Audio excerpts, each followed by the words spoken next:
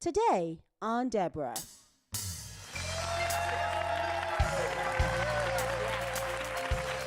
This family lost a total of 170 pounds and in the process kicked a drug addiction. We knew we had to start with us. He's 16 years old and in 1 year he lost over 100 pounds. How'd they do it? God's the answer. What does God have to do with weight loss? God is everything and in everything, and I think that's what we forget. Coming up now on Deborah. Hello, good to see you. Hi, thank you for coming. Welcome. It's a great show today. Is your love for food and overeating coming between you and your relationship with God? Well, today we're going to tell you about a heavenly weight loss program helping thousands of people open their hearts and start shedding the pounds. If you have an addiction of any kind to food, sex, pornography, or anything at all, the struggle can be over forever. We're rising above anything that threatens to hold us down with author Gwen Shamblin.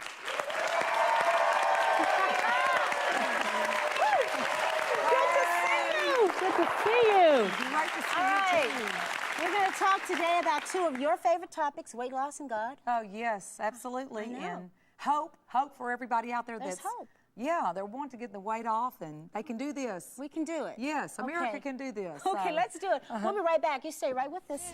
Come on in here.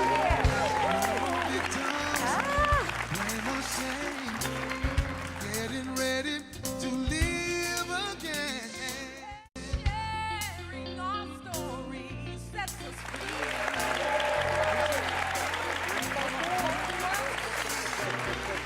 Thanks for staying with us. We are talking today with Gwen Shamblin. She's the author of Way Down Diet and the Way Down workshops. This is just an awesome program. I'm excited to have you here. Thank you for coming. Oh, I'm excited about being here with you, and you're so precious. Oh, So thank this will be just a great day to talk about, God and what He's been doing with Way Down and all these people that are losing weight permanently. So. And it's more than about weight, though. The name of this book, Rise Above, is not just about rising above weight issues. There are a lot of other issues that, with God, we can rise above. Absolutely. When you get the formula for this one thing of how to get your weight off, you can lay down anything. So, people that are out there that are struggling with drugs or cigarettes or pornography, weight, it doesn't sound like it could be related, but in a sense, America calls it addictions, but we can talk about that today, and there's going to be some people that are going to be set free and losing weight by the end of the show. So. Okay. maybe let's get me on one of those accelerated programs, losing weight by the end of the show. That would be good. Now, how is that? What does God have to do with weight loss? Well, all right, the nutshell, what does God have to do? God is everything and in everything, and I think that's what we forget, is that He's the creator of this body, and He knows how much we should eat. If you look at the animals in the wild, all of them they have an internal control of hunger and fullness, and so the robins don't go out at night and eat too many worms and then take a feather and stuff it down their throat and throw up the worms and go, overate. It's about going to God and finding the box, the boundaries that He has made. The animals can sense it, but in America, we can't sense it because our hands have gotten so greedy and our eyes are bigger than our stomachs. So it's a matter of reversing that. Instead of making the food behave, Deborah, which is what I am a registered dietitian, but I'll tell you my degree was about making the food behave, pulling out the fat, throwing in artificial fat, pulling out the sugar, throwing in artificial sugar, pulling out the calories, and then now the food is righteous, and we don't have to do anything. But Way Down, in a nutshell, is about you changing. We've got to change. We're the ones that have got to do it. And so it's putting the responsibility back on the person and saying, okay, you're chewing too much, America. Let's just face it, It's not genetic. It's not your mother's fault. It's not congenital. It's not heredity. It's not your metabolism. You're chewing and swallowing too much. So in Way Down, we just keep telling them, no, there's a boundary, hunger and fullness. God draws those lines, and you better take care of your temple. You're renting this thing out, and it's God's, it's not yours, so stay inside the boundaries. So I found mine, lost my weight, 20 years ago and have been teaching people to find it ever since. Okay, so now, how do you start? You have someone who comes to you. That's right. They're obese and Right. they want to lose weight. It is the opposite of what the world is telling you. They're going to give you a pill. They're going to say take it off with suction-assisted lipectomies or, you know, can I tell you what they're saying right now, Deborah? Okay, I've been doing this a long time. When I first started, it was like, okay, yeah, you know, they're dieting but after trying that 15 times and exercising it off 15 times, what Americans are doing right now, they're desperate. And the last of the scientists have been saying, you know, this is an epidemic because America now is 61 to 67% of the population is now overweight. I don't know if you knew that. 61, think about this, is over half is overweight. When, you know, I was a child, it was not that large. So in the last 5 years, the number of people that have grown overweight has accelerated. So, but all the scientists are saying we've tried dieting and it's not working. And so, you know, they're saying we feel like this is an epidemic, like out of our control, and we don't know if we're going to be able to turn this epidemic around. And I'm out there raising my hand going, listen to me, you know, listen to me. Well, God's the answer. And to answer your question, okay, if they come to me, I say, you know, I've got to get around this information that there is hope, you can do this, and you've got to eat less food. Now, you go back and watch the behavior of a thin eater. What do they do? How do they eat? How do they approach the food? But is it about being thin? Should everybody be thin? Is this something that everybody should be trying? Well, okay, I call them a thin eater. If you go back and look at America, you look at all the other populations back before 2000, and is it about, you know, okay, ask this, you know, does every animal group have a genetic weight programmed in there, and that's what they become? A robin's a robin. You don't see obese robins falling out of the tree, or, well, you know, that, you know, can't, you know, fly off the ground anymore. You better believe that it is about God, what God has programmed for your body. And if you look at little children and you don't force the food down with the bottle and say, come on, darling, finish this bottle and turn off the hunger mechanism, look at little children. They all have a body type that's similar. So it isn't that we're worshiping thin. It's that we're worshiping God. And God has planned for you a body type. And so you let go of control and say, some people say, well, I want to be heavy. Or some people say, you know, I want to control, I want to be anorexic and under. And we're saying, no, don't go under, don't go over. What is the amount of food that God has allotted for you? And don't go beyond that. Don't be greedy is the key to permanent weight loss. Okay, so now get me in touch with God. How do you do that? How do you get me in touch with God? This is the interesting part about Way Down. And, you know, I'll try to sum this up pretty quickly too. But this was fascinating to me. Here I'm a registered dietitian, and I'm teaching people how to eat when they're hungry and stop when they're full. But when they feel this urge to eat, but their body's not calling for it, head hunger, greed, whatever you want to call it, I'm telling them that's not physiological hunger. That's, you know, a hunger for God, and you've got to go to God. So I teach them how to, you know, go to the Bible, and when you feel the urge to eat, but you're not growling up here, let the Bible fall open and find Him and what He's saying, His commands, fill up on Him and His will. Jesus said, my food was to do the will of the Father and to finish His work. And so that's our food now. So you transfer this relationship with the refrigerator over to a relationship with doing His will and making what God loves your highest joy. Okay, so once we have this relationship with God and we've conquered the weight issues, you're saying that now we can move that into any addiction, sex, pornography, lust, you know, Why anything. not? Okay, I mean, what's the difference between someone lusting after the food and they're thinking about it all day and they look in the magazines, and even dieting becomes a lust. What diet are you on? What diet are you on? You want to hear about the food. Yeah. You want to talk about the food. You want to taste the food, savor the food, cook the food, stir the food. It's a lust. Pornography, you want to look at the magazines, look at the pictures, watch the dirty shows. It's a lust. So it's all about desires that are outside the box. And I'm saying any desires outside God's will, what's in this word, you know, is death. It's no fun. It's awful. Now, get inside the boundaries of God. There's a lot of fun. Okay. I mean, I enjoy eating this amount of food. So you got to change your mind It'll change your heart. Your body will follow. Okay, let's talk about what kinds of foods we can eat. Is it anything? We'll talk about that when we come back. So stay right with us. We'll be right back to Family.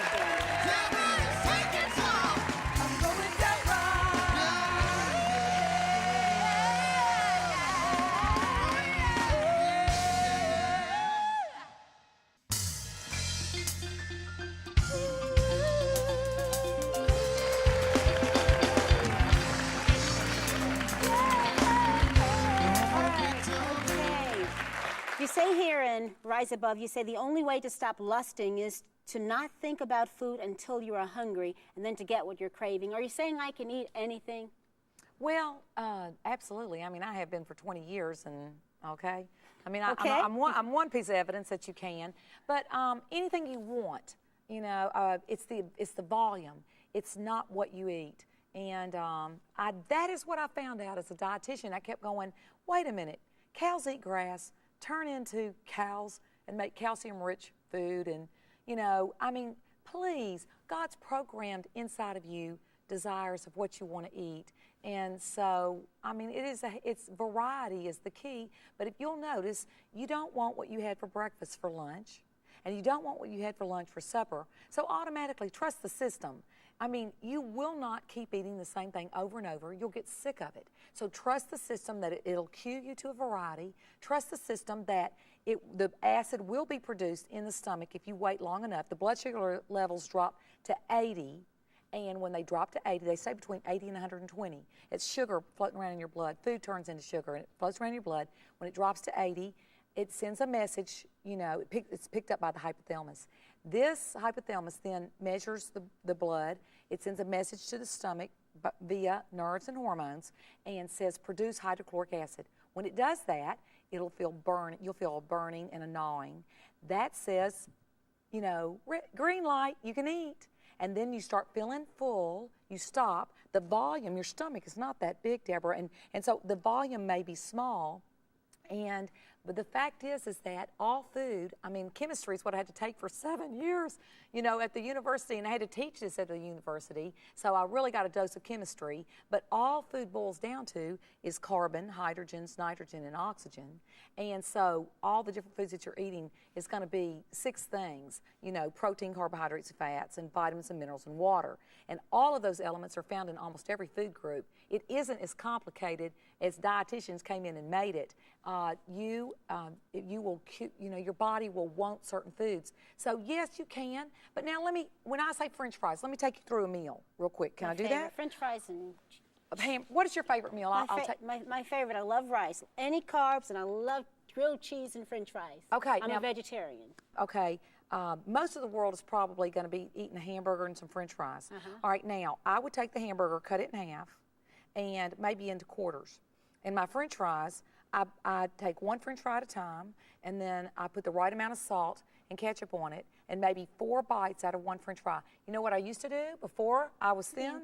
4 or 5 in the ketchup and down them. Okay. So one at a time. I sip between bites because it takes about 20 or 30 minutes on my body to get that blood into the sugar back into the bloodstream, to raise it back up to 120, to turn off eating behavior. You've got to go slow, and so your amount's going to be, so cut your food in half, and then watch this. When you get hungry, you go, Father, I bring God into everything, but I go, God, you know, help me make choices. What restaurants? We're always rating everything, and you know, so if it's a hamburger and French fries, or it may be, I love Mexican food, and so I'm eating the chips and the dip, but I put the right amount of salt on each chip because I'm eating a few amount of bites.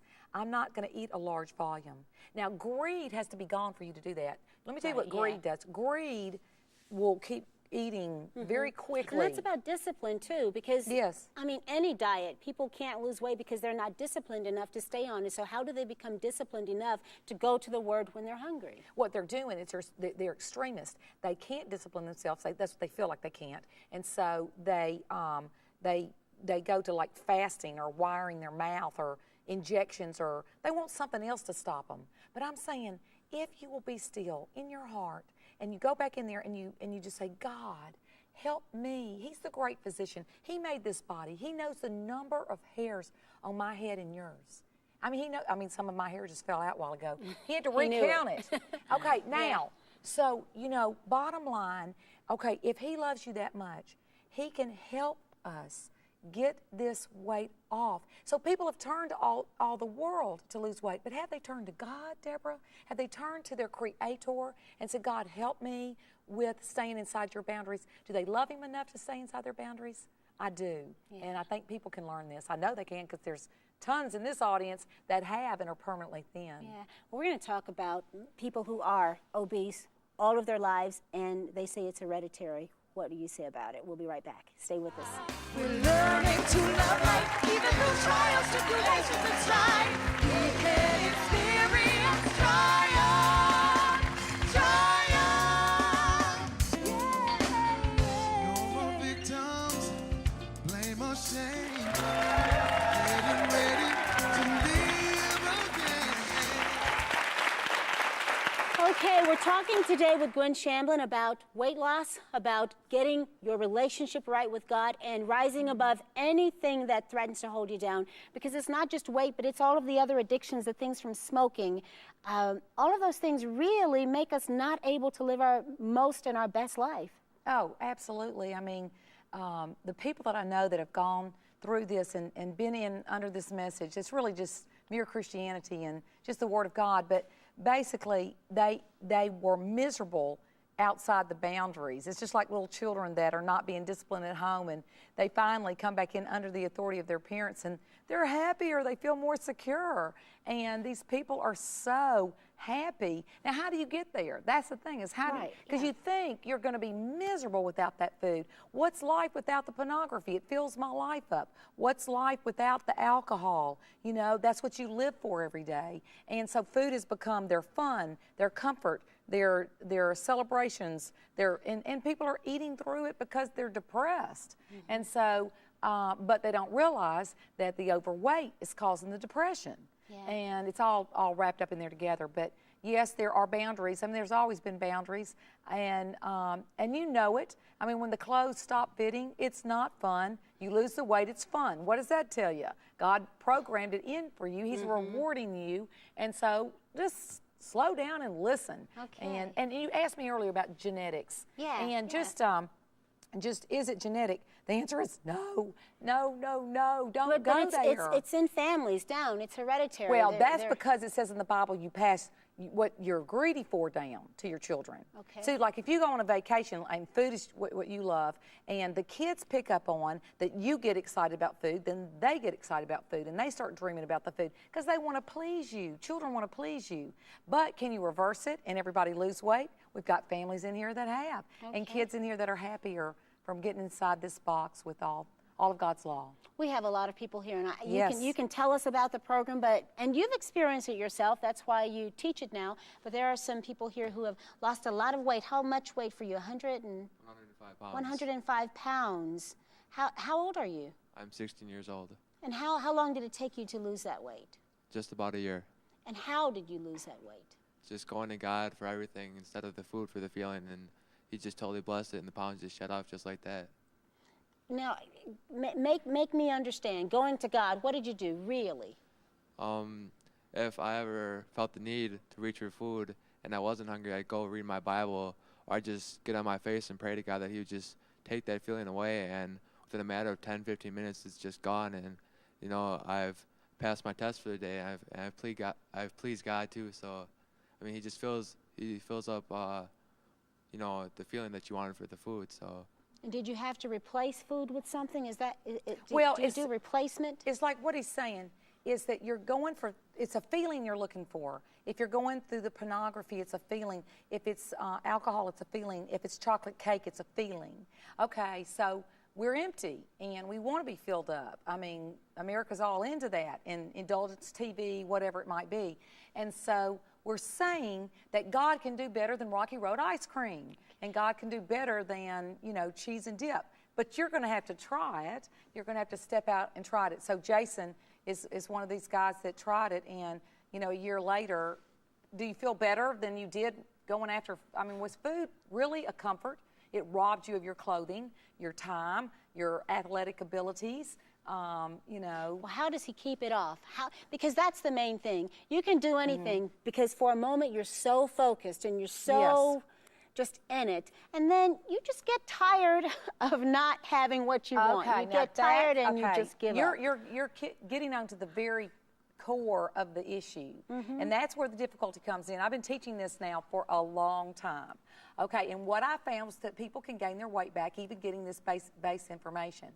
This is the answer, but the fact is that if they don't really believe, if you do it for yourself, you're not going to do it. But you finally believe God means business, and when he says in Corinthians that this is the temple, this is his temple, this is sacred, this is where he wants to dwell, and anyone that destroys this temple, he's going to destroy them, that's when you go, okay, forget feelings, forget anything else. It's all about him. You're God. I'm not a God. You made me. You're the one that's going to be there on Judgment Day. I mean, it's about you. So really, I will tell you the common denominator of the people that go all the way and are permanently thin is that they fear God. They love God. They want to do it his way. And so they enjoy this, okay? Okay. It's deep. It's hard to get in an hour here. I know, it really is. We've got some more people to talk to. We're going to do that when we come back. Stay with us. I'm going that route. We're going to a higher place. Deborah is sinking down. Higher, higher, higher, higher, higher, higher. We're going to a higher place. Deborah is sinking down. Higher, higher, higher, higher, higher. Sharing our story sets us free.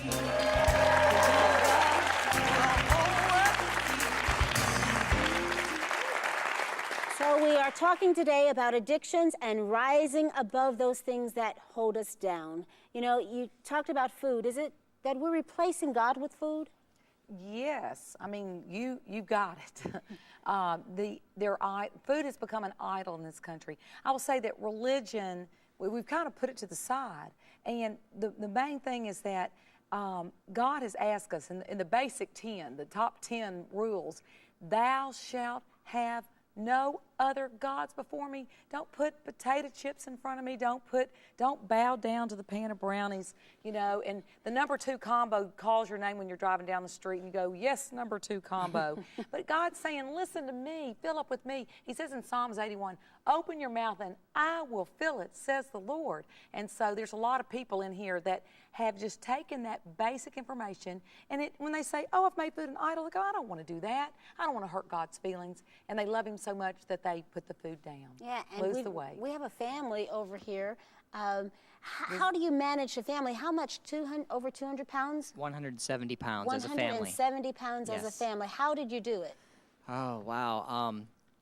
Obviously through the Way Down diet program, but we replaced our idols of food, amongst others, with for comfort, we went to God. We learned how to have a relationship with God, and through reading our Bible, reading God's Word, and that replaced food. Yeah, but as a father, we were talking about weight being hereditary, and you were saying that they learn it from their parents and it comes down to their children. What were you telling them different, and how were you getting them in line to lose the weight? Well, my son, for instance, was 80 pounds heavier than what he is right now, and obviously we knew there was a problem there. So I have lost 40, my wife's lost 55. So we knew we had to start with us. And then basically I had my children also go through the program. They went through the program. We just dove right in head first and said, okay, kids, we're going to do a 180 from the way we've been doing things. And we are so sorry that we did not teach you right in the beginning. But now we're going to learn God's way. And so we dove right into this program, and God taught us, and our children were just looking up to us. The kids are picking up on this faster, Deborah, than the adults. I've been working with the adults for years, but it's a delight. And you're sitting there going, and they walk away from it. When you've been in it for longer, it is more difficult. So, but it's exciting. Yes, the families are finally seeing if the whole family's together on it, the whole family will lose weight. So it's a beautiful thing. So how do you keep them going? How do you, after years and years, keep going? You really do get tired. You really do. Well, you know what?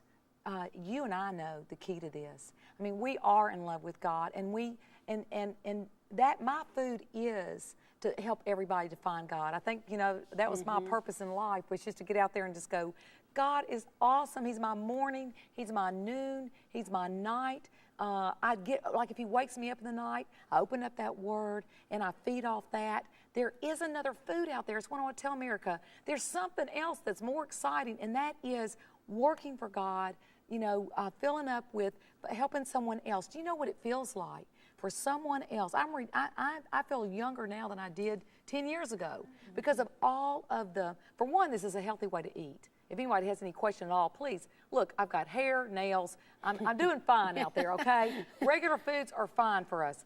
But to let you know that, you know, it's rejuvenating to help these people, and that's something that people can add to their life.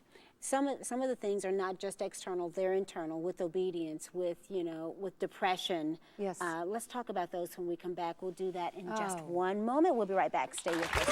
Going down, going to a higher place. Deborah. Higher, higher, higher, higher, higher, higher. Deborah is taking time. Going to a higher place. Deborah is taking time. Higher, higher, higher, higher. No more victims, blame or shame. Getting ready to live again. Okay, we're talking now about things that are not just external, that you can't see. You can see the weight, but the things that are inside, depression, you know, discipline, disobedience.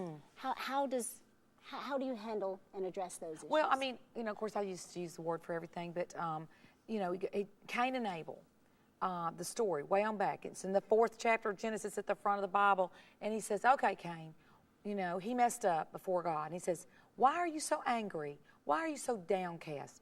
Don't you know if you do what is right, you'll be accepted? But if you do what is wrong, sin's crouching at your door, and it wants to have you, but you must master it. And so you go back in there and you realize that people are depressed and angry in this country, and increasingly so drugging themselves. And I even call religion sometimes, I mean, my son is the one that came up with this, was that they're using Jesus as a drug. I mean, you know, they're really not, but they're not going to the Jesus that I know that said, not my will, but yours be done. There is a way to get out of depression, and that is you get out of self. And so there's two things that I believe America's messed up on. They're bowing down to food is one of their main things. Sex is the next one, okay? They're bowing down to themselves. Self has become a god. In Ezekiel 28, it says, you know, you're not a god, you're a man, though you think you're a god. And I'm sitting there saying, look, get out of self. You weren't put on earth to, and you know what the parents have done? They have made the world center around that child, and they think they're making the child happy, but the child comes out depressed, going on drugs, you know, looking for happiness in all the wrong places, and they don't want that religion of where you're just going in on Sunday mornings, and so it's about finding, opening back the Word up and dusting it off and finding the real God that's fun and loving, and kids can do this, so. Yeah, and you have someone else here, Laura. Yes. For her, I think it was drug abuse or drug use. Yes, some drug use early on. Yeah. Yeah. So what has getting back to God done for you, and how has it helped you?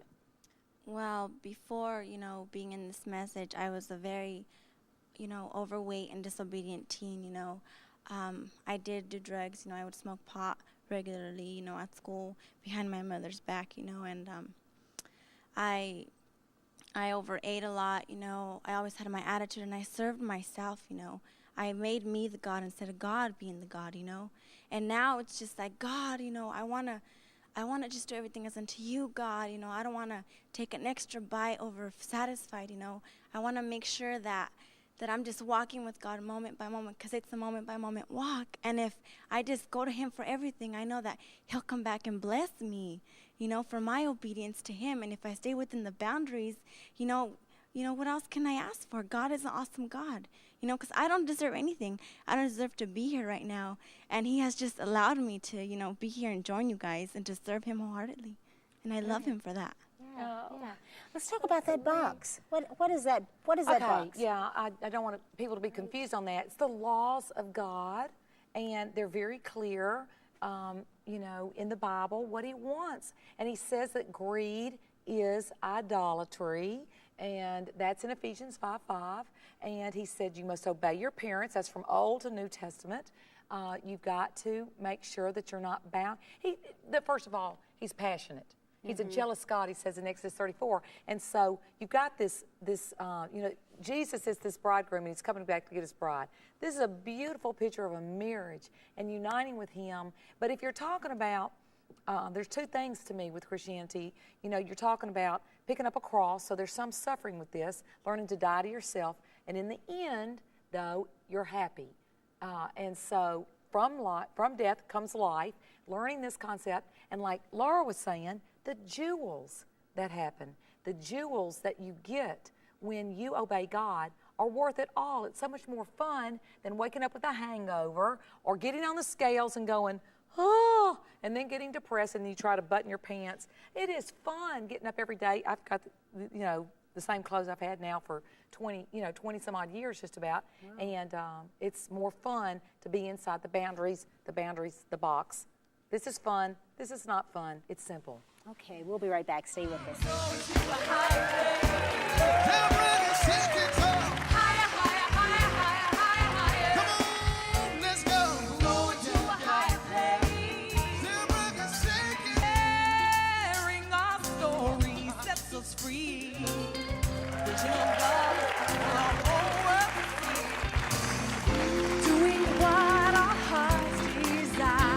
Okay, we have a lot of people here today who have gone through the process. They've lost the weight. They've put down all of the addictions.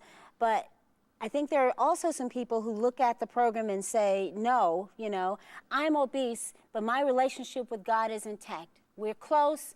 It's closer than ever, and that's it. So you can't say that there's a divide if there is a problem with obesity, or is that what you're saying? Well, my experience over the years is that I think people were convicted because it wasn't me saying it. It was they were looking at the Word, and they know that when you're swallowing too much food, and they now got diabetes, and they now have joint problems, and they can't get around, and that they are destroying His temple, and that they can feel some of God's wrath. I mean, and they then take in their stomach and connect it to the smaller intestines, and they have constant irritable bowel syndrome. They know something's wrong. Their fingernails are falling out, and their hair's falling out from some of these things they're trying.